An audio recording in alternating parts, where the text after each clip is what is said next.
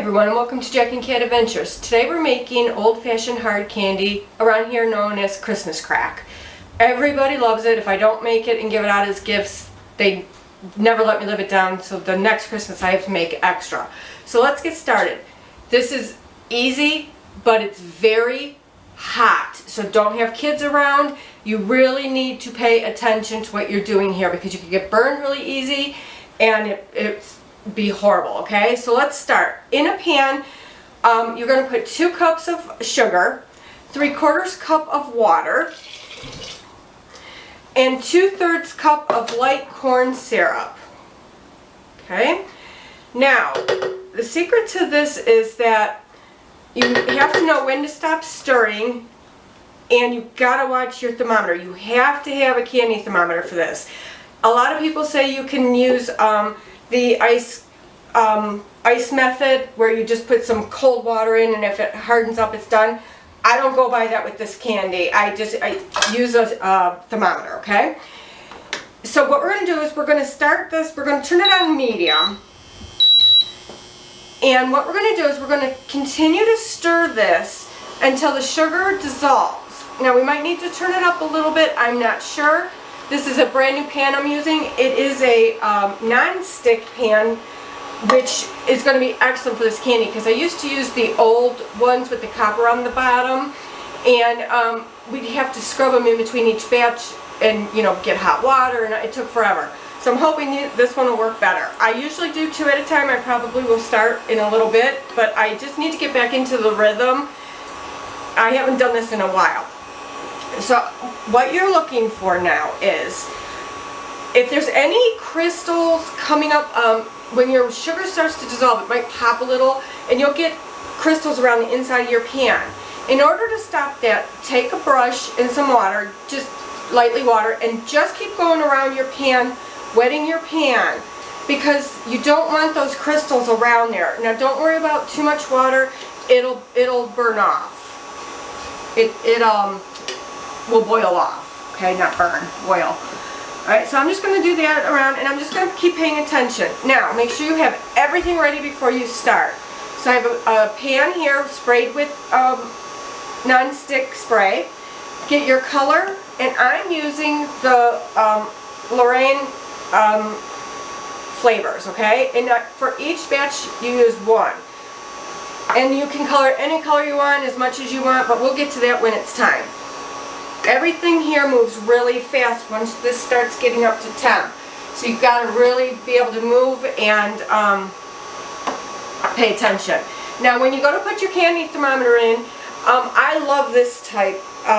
You can get any kind you want. They have them at Walmart, but this one is really nice because it's a heavy duty one and it's really easy to adjust. So what I'm going to do is I'm going to stick this in my pan. Now I'm going to move it. I don't want this thermometer to be sitting in the bottom of my pan. You want this in the liquid, but not sitting on the bottom of your pan, okay?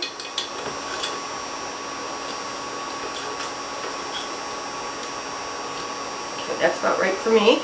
Now I'm just going to keep stirring around, and once this starts to dissolve, once your sugar's dissolved, stop stirring it.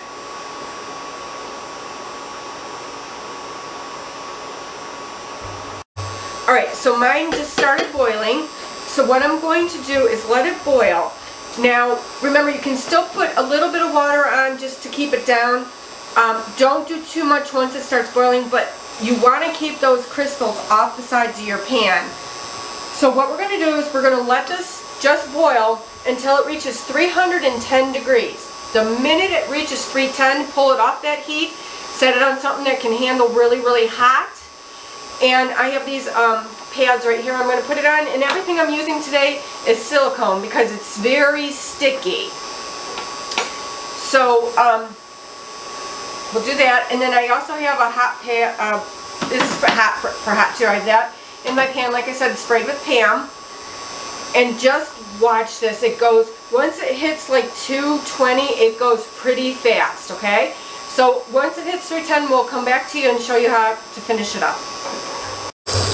Alright, so this is the boiling stage that you want it at. Do not put this on high, guys. It will burn so fast. I have mine on between 6 and 7. and it's a rolling boil, that's what you want. Just stand close and watch the temperature.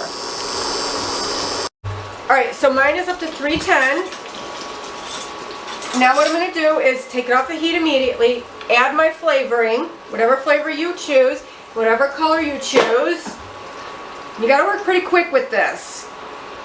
Alright, so I'm just going to stir this in.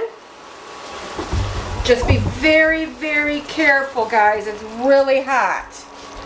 Just stir it in, and then you're immediately going to pour it onto your prepared pan. Okay? Just be careful. It's very hot. And pour it away from you. And I made green apple, so I made it green. Hang on 1 second, let me scrape that for you. Tip it just a little bit. There we go. Alright, burn it down. Okay. Alright, so then what you're going to do is kind of spread it out. Don't make it too thin. I think that's good enough. My trays are really big. Now, you're going to move this onto a cooling rack. Do not touch the bottom of that pan. It is hot. Everything's hot. Now, what we need to do is we need to wait until it's totally cold, and then we'll continue on from there, okay?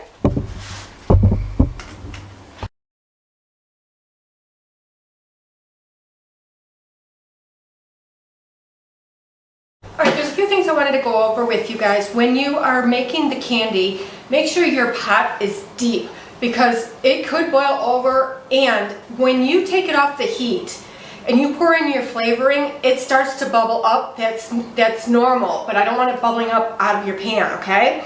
Also, make sure you stir in your flavoring and your coloring really good. Make sure it's throughout the whole candy thing. Now, my candy is cool, and what I do is, I'm out in my garage right now because this is the very messy part. I used to do it in my kitchen, and I'd find candy for 6-7 months. So today we decided to try it out in the garage. It's the first time. So I take a meat pounder, and all I do is I break the candy that is cold in bite-sized pieces, whatever you want.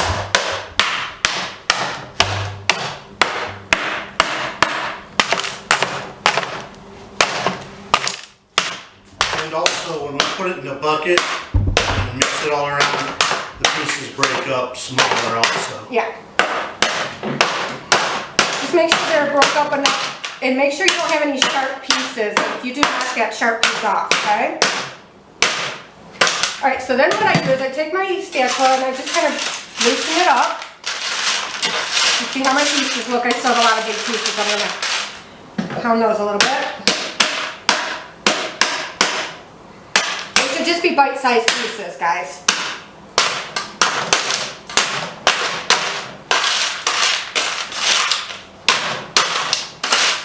Big piece back in front of you.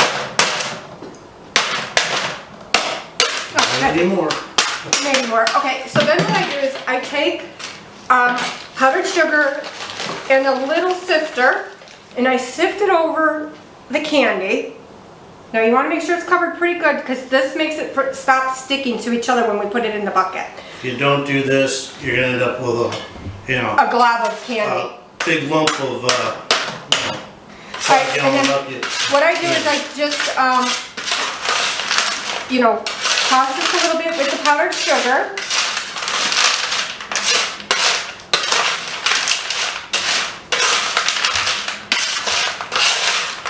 Make sure it's all coated really, really well, guys. And then a little bit more on. God, you said more on. I say that for you. I know. Okay, so anyways, here we go. Let's just do this. There are a few big pieces, but you can just crack them with your spatula. Okay. If they're really big, go ahead and break them. Okay, and then what I do is I take another strainer, and what I do is I take all of my candy and put it in the strainer.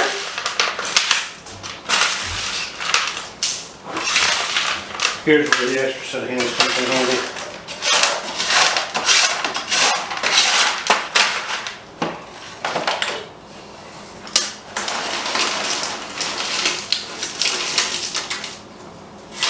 Okay, that's good, that's good, we don't want all that. Okay, and then what I do is over the empty pan, I shake this. Now this gets all of the excess powdered sugar and these little pieces of candy that we don't want. Now, I don't know how much you're making, I make a lot. So I'm going to empty mine into a 5-gallon bucket. And every time we add 2 or 3 flavors, we put the lid on and we kind of turn it so everything gets mixed in, okay?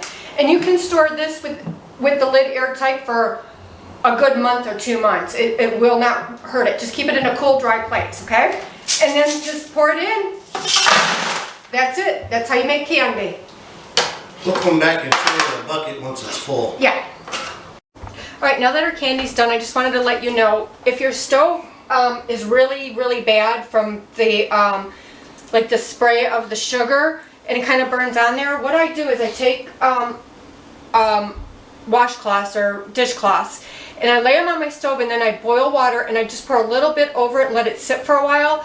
Then take a scrubby and scrub it with Bartender's Friend, and just keep doing that till it comes off. Sometimes you just have to let it wear off. It'll wear off in time, okay? So here's our finished products. We got these lids at the dollar store, and they're for the jelly jars, and they look great. So I put some in jelly jars. I also do some in bigger containers, depending, like if I'm doing a cookie tray, I'll get a round container, put it in the middle of my cookie tray, fill it with candy, and put the cookies around it, okay? And I also bought these little bags at the dollar store. So you can use these and give away as gifts, okay? So please like, share, comment, and subscribe. And remember, you do you.